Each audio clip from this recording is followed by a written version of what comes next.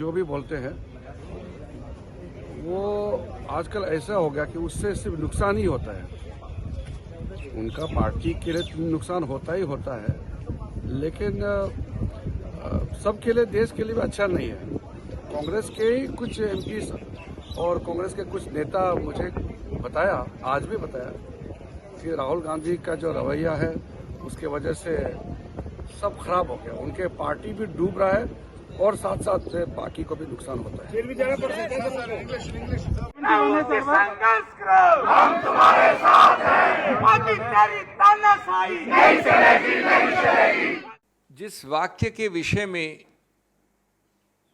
चुनौती दी गई है कानून द्वारा, उस वाक्य में के विषय में किसी भी उन व्यक्तियों ने कोई भी कंप्लेंट फाइल नहीं की है जिनके संबंध में वो वाक्य कहा गया है। जो भी नाम लिए गए हैं, जो भी चीज़ें कही गई हैं, उनमें से कोई व्यक्ति ने कोई कंप्लेंट फाइल नहीं की।